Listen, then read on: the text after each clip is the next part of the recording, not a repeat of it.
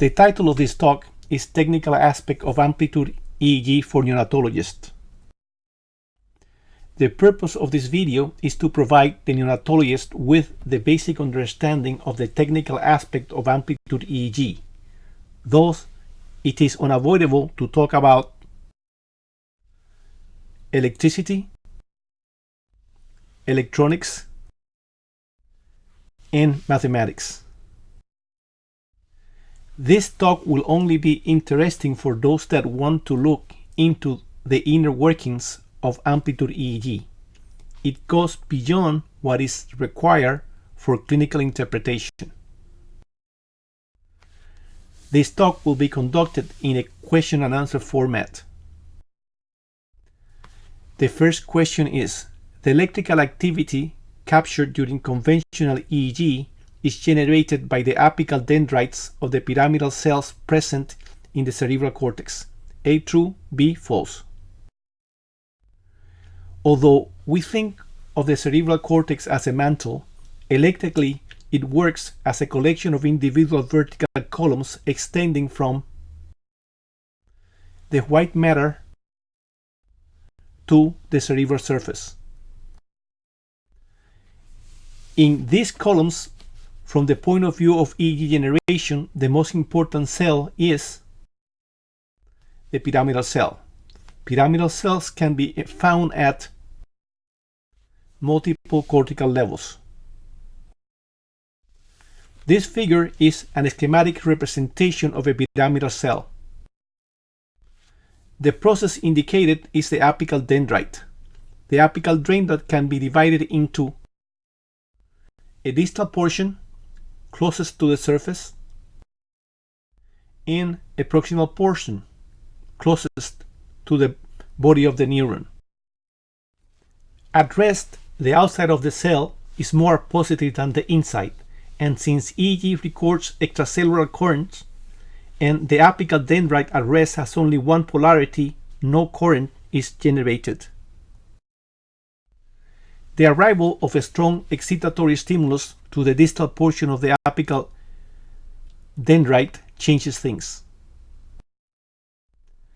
The arrival of such a stimulus drives positive charges into the distal portion of the apical dendrite, producing a current as indicated by the arrows, called a postsynaptic potential. The excitatory postsynaptic potential creates a negative charged extracellular space around the distal portion of the apical dendrite. This negative segment of the apical dendrite turns the apical dendrite into a dipole with a negative charged portion close to the surface and a positive charged portion close to the body. As a consequence of the dipole just created, two simultaneous phenomena relevant to our story are brought about. One phenomenon is the creation of a negative field that will be expressed at the surface as the ascending arm of a negative wave, and the second phenomenon is an extracellular current that travels from the positive proximal portion of the apical dendrite to the negative distal portion of the apical dendrite, returning the apical membrane to its resting state. In the event of another excitatory potential arriving at the proximal portion of the apical dendrite, or the arrival of a strong inhibitory stimulus to the distal portion of the apical dendrite, a voltage difference between the distal and the proximal portions of the apical dendrite will develop, again creating a dipole. Such a dipole generates a positive field at the surface that is recorded as a positive deflection and an extracellular current, this time going from the distal portion to the proximal portion of the apical dendrite, thus returning the apical dendrite membrane to its resting state. So the answer to this question is true. Next question. The frequencies of electrical wave produced by the brain is limited to a range of 500 milliseconds, 2 Hz, to 67 milliseconds, 15 Hz. A true, B false. This diagram represents a collection of pyramidal cells in the cerebral cortex. As we have just mentioned, each pyramidal cell, apical dendrite, when a portion of it is excited or inhibited, creates an electrical field. Each electrical field so created has different time of onset, predominant frequency, and different duration than the field created by the neighboring pyramidal cells. These fields blend with each other, producing waves of variable amplitude and durations. The duration ranging from direct current to current with frequencies above 5000 Hz. As you can see in this frame by the different size wave and the arrows going on both sides. In this frame, I have color high frequency waves, magenta, while others are low frequency wave, which I have colored in aqua. So the answer to this question is false. Next question. High frequency filters block high frequency electrical waves and allows low frequency electrical wave to pass. A true, B false. To answer this question, we need to know 3 important points. The first one is that some electrical devices allow short duration wave to pass through, but block long waves from passing through. The word short in this statement can be substituted by high frequency waves. The word long can be substituted by low frequency waves. A device with such capabilities, that is a device that allows high frequency wave to go through but not low frequency wave, is called a capacitor. Capacitors work as electrical sieves. When waves of different duration approach it,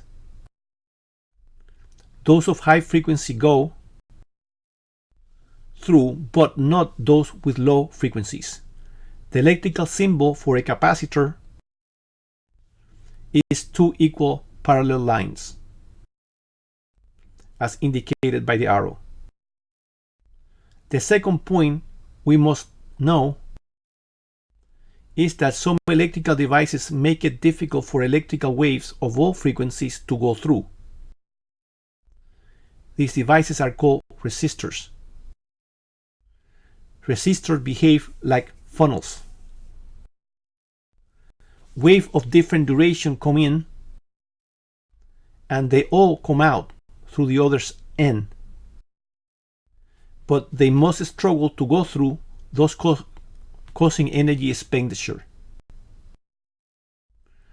The electrical symbol for resistors is, as you can see, indicated in this frame. The third and last point we need to know is that electricity is lazy. If electrical waves of different frequencies approach a splitting point, they must choose the route to take, and if the choice includes a pathway of lower resistance, the wave will choose it because they rather rest than work. The electrical symbol for electrical resting place is progressively shorter parallel lines at the end of a perpendicular line, as you can see in this frame. The symbol is called ground. These 3 points give rise to three relevant situations. The first of these situations occurs when waves of all sizes traveling in a circuit are first exposed to a capacitor. As you know, only fast frequency waves go through a capacitor. Thus, after going through the capacitor, when those high frequency waves are confronted with a split in the circuit, the fast frequency wave will take the easy way out to rest. Thus, no work will be accomplished and no wave will be recorded in the post-split segment of the circuit because all electricity would have gone to the ground. The second situation starts much like the first one. Waves of all sizes are first exposed to the capacitor. Only the high frequency wave goes through as it happened in the first situation. But when the split in the circuit comes, they find that the road to rest is partially blocked by a resistor. And thus they choose to continue in the circuit in the direction of work. I will now place the symbols for each of these elements by their side. So, wave first encountered a capacitor and then a resistor in the path to the ground. An element with this arrangement is depicted in this frame as shown here. A capacitor, a resistor, and the resistor being in the ground arm of the circuit. This device holds back advancement of long frequency waves and allows fast frequency waves to go through. Thus, this device is called by many investigators a low frequency filter because it filters out low frequency waves from the circuit, whereas other investigators refer to this device with the term of fast pass filter because they allow high frequencies to pass. The third and last situation starts and progress in the same fashion as the other two. But when the splitting time comes, the wave finds that the road to rest is choked by a capacitor. Thus, high frequencies wave take it and go through to the ground, where the slow frequency wave do not take it and instead take the route of work. I will now introduce the electronic symbols for these elements just as I did in the previous example. So you can see the capacitor in the to rest line of the circuit and the ground. A device with these attributes filtering out fast wave by shuffling them to ground and keeping a slow wave in the circuit is called by some authors a high frequency filter because they filter out from the circuit fast activity, whereas other authors refer to them as low pass filter because they allow slow wave to go through and do work. Most drawing of this later device will have a resistor at the beginning of the circuit, so I have added it here despite it not contributing to the type of filtering effect of the device. So the answer to this question is A. Next question. To study brain electricity, we need to select the duration of the wave we want to record. A true, B false. As we previously mentioned, the brain generates electrical fields that produce waves of variable duration, ranging from direct current to currents with a frequency above 5000 Hz. This is a recording of a conventional EEG. View under the effect of filters most often used for EEG interpretation, which are a low-frequency filter of 1 Hz, a high-frequency filter of 70 Hz, and a notch filter of 60 Hz. This is an amplitude EEG recording. The filters most often used are low-frequency filter of 2 Hz, high-frequency filter of 15 Hz, and a 60 Hz notch filter.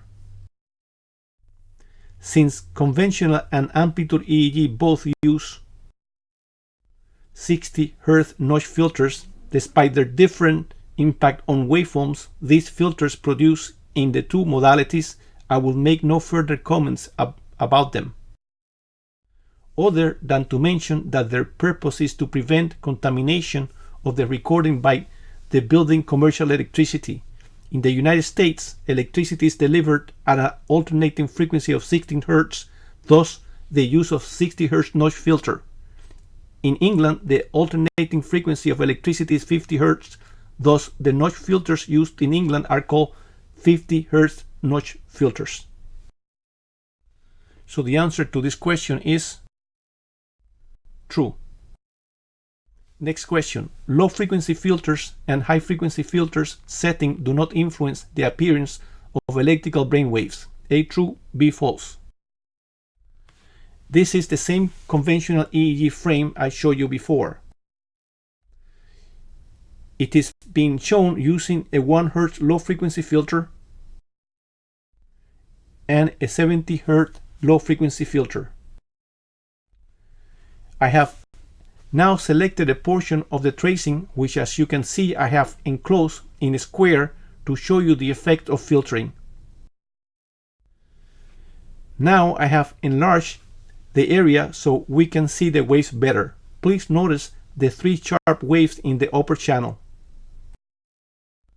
Notice that the scale being used is relatively high.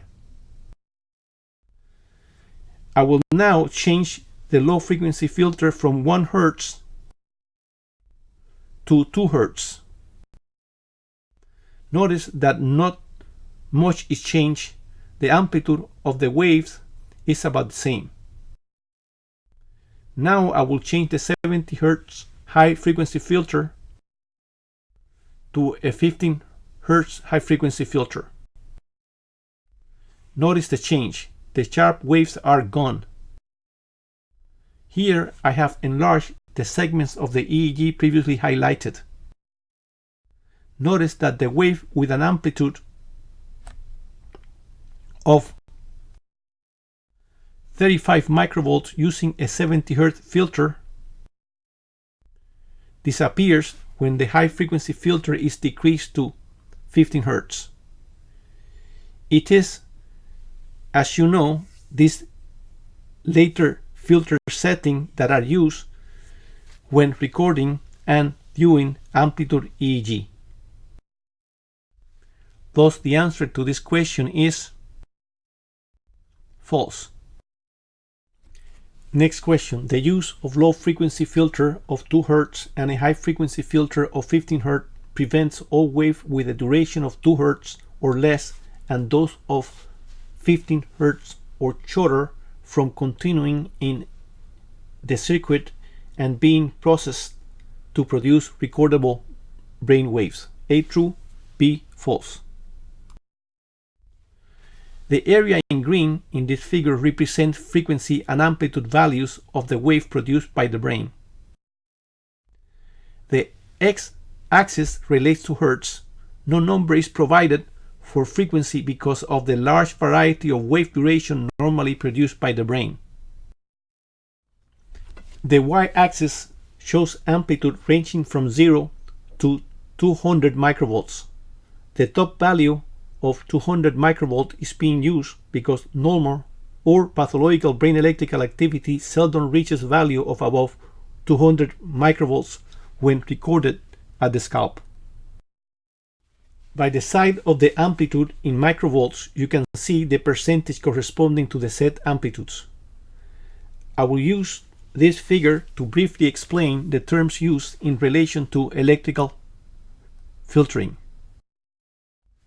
The term low-frequency filter of 2 Hz implies that a wave of 500 millisecond duration will be reduced 30% of the original amplitude.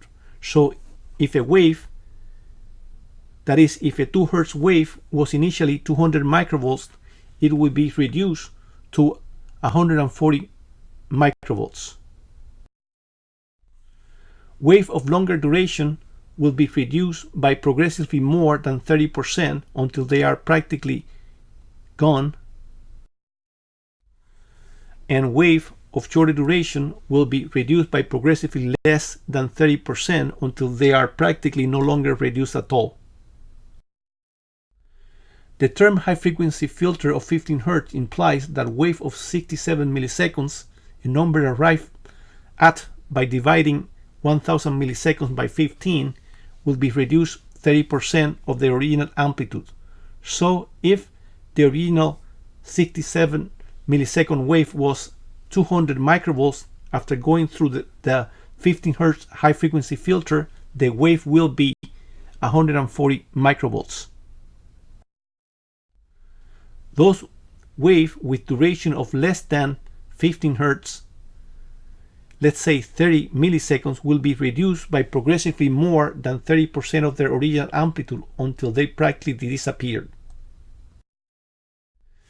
Those lasting more than 15 Hz, let's say 100 milliseconds, are reduced by progressively less and less until they are practically not reduced at all. Another term used when defining filter is ripple. You may have noticed that I use the word practically disappeared and practically not reduced. The reason for that is that the electronic characteristic of most filters do not allow to reduce a wave to zero, nor do they allow any wave to go through on scatter.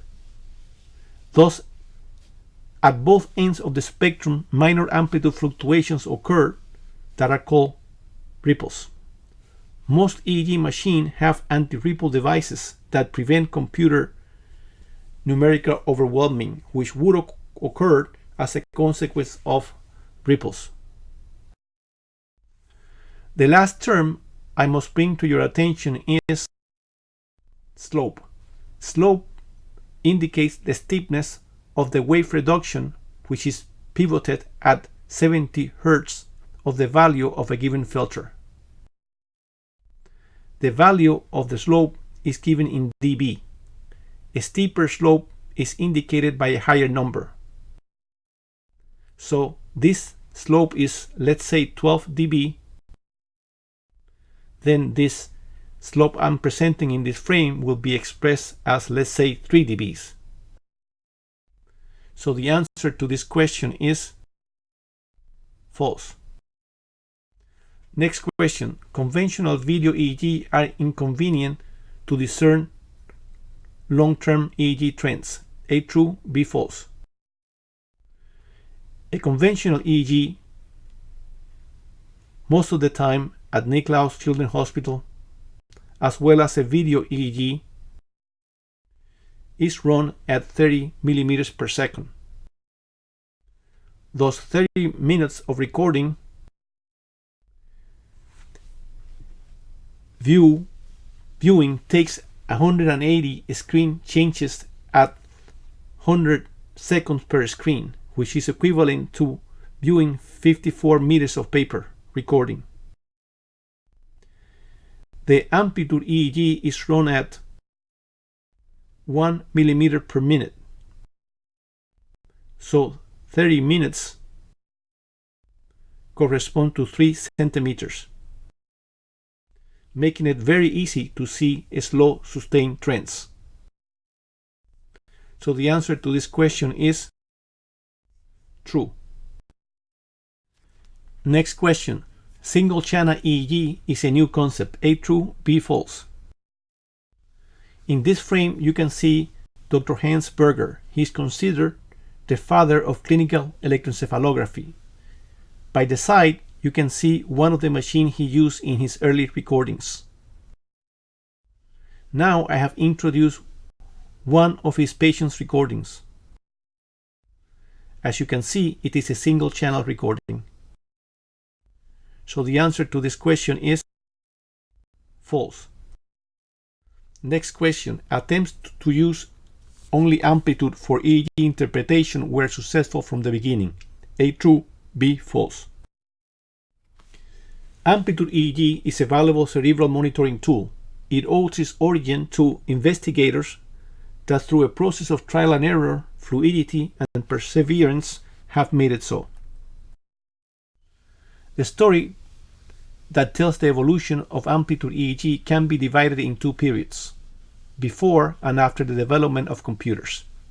Knowing about them helps us to understand the benefits and limitations of this procedure. Before the computer age, the methods developed using amplitude as the sole parameter to arrive to a clinical significant information were rudimentary. I will give you an example. One method used back then was to take 20 seconds epoch of a conventional EEG recorded and printed for a single derivation on paper using a low frequency filter of 1 Hz and a fast frequency filter of 70 Hz and analyzing it. The analysis itself consisted of counting the wave in 60 centimeters of recording. So let's say there were 90 waves in that strip. Then each wave was measured. Here I am representing the measurements of one wave and here of another one, and so on until all waves were measured. Then the amplitude of all the waves were added. Let's say that in this case they add to 255 microvolts. Then the next step were to divide this value by 10, an operation that would yield 25.5 microvolts, and by 100, an operation that would result in 2.5 microvolts. The next steps were to present these values as upper and lower amplitude margins in a line of 1/3 of a millimeter wide, ranging from 0 to 100 microvolts amplitude, as you can see in this frame. The space between the margins in this example corresponds to 23 microvolts. Then the line with the upper and lower margins would initially be represented in a linear mathematical scale and then distributed from 0 to 10 microvolts in a mathematical scale and from 10 to 100 microvolts in a semi-logarithmic scale, as you can see in this frame. The reason behind this peculiar distribution was to highlight the fact that trend-wise the lower margin was considered more important than the upper margin. The process would then be repeated 3 lines of 20 milliseconds, adding to 1 minute. Then more minutes were added, ultimately creating a strip, and in it tracing the upper and lower margin as I have done using magenta lines, hoping to find a pattern that would correlate with regular EEG and clinical conclusions. Well, this method failed. No recognizable pattern was remotely linked to regular EEG or clinical conclusions. So the answer to this question is false. Next question. The terminology used during early trial is, to a great extent, still being used. A true, B false. I hope you recognize in this figure the steps just explained in the previous fail method. If you do not worry, because I will explain them again. Going from representing 20 seconds in 60 centimeters to representing the 20 seconds in 1/3 millimeter was called time compression. The term compacting was used to express the manipulation of amplitude that in the previous methodology consisted of adding and dividing, leading to a reduction in the amplitude as expressed ultimately in the amplitude EEG. The term amplitude redistribution was used for the redistribution of amplitude value to highlight the lower margins. The term envelope development was used to name the tracing of the upper and lower margins. So the answer to this question is true. Next question. Failure is the fuel of science. A true, B false. After many attempts and many failures, two ideas came along: rectification and let's work backwards. So the answer to this question is true. Next question. Rectification implies making all values positive numbers. A true, B false. Waves in conventional EEG reflect segmental changes in the apical dendrite polarity, leading to positive and negative waves. Here I have represented 20 seconds of recording in 60 centimeters. The first step in rectifying consists of splitting negative waves, which by convention are represented as wave going up, from positive waves, which by convention are represented as waves going down. I have now changed the lower half to yellow and flipped them to bring them to the zero line, thus concluding the process of rectification by modifying the scale accordingly. So the answer to this question is true. Failure of the simple mathematical amplitude compacting led to the working backward approach. A true, B false. The idea of let's work backwards to develop a meaningful method of contracting amplitude was there for many years, way before the computer became a medical instrument. But it was not until it did that the let's work backwards approach could be used meaningfully. The process is based on modifying the wave's pivotal points based on conventional EEG interpretation by experts. I use the term pivotal point to refer to the low and high amplitude points in the 20-second post-rectified conventional EEG tracing selected to represent the lower and upper margins of each individual line of amplitude EEG. The way let's work backward approach was achieved is by having experts look at segment of conventional EEG, having them render a judgment regarding the segment of the trace being reviewed, let's say in this case normal,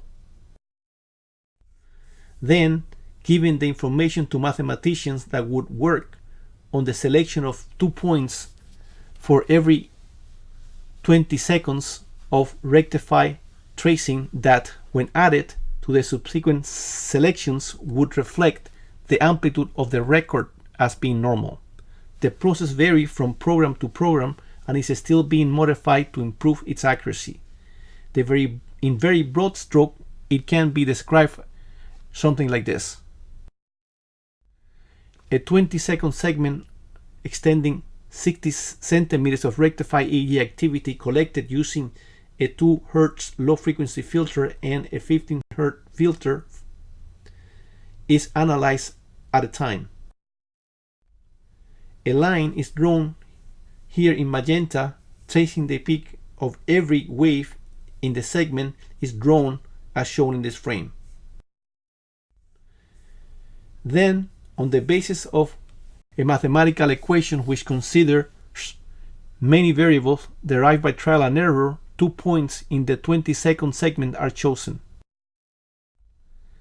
The lower of the 2 points is considered the lower margin, here represented in aqua. The higher one, the upper margin, here represented in purple. The next step is compacting amplitude. Compacting amplitude is achieved schematically by drawing 2 parallel lines, one through each pivotal point, and using the amplitude between these lines, here indicated by the just incorporated arrow, as the compacted amplitude. Next is time compression. This step consists of incorporating the amplitude from between the lines that we have just drawn to an amplitude line measuring 1/3 of a millimeter, as you can see in this frame, represented by the white and green bar.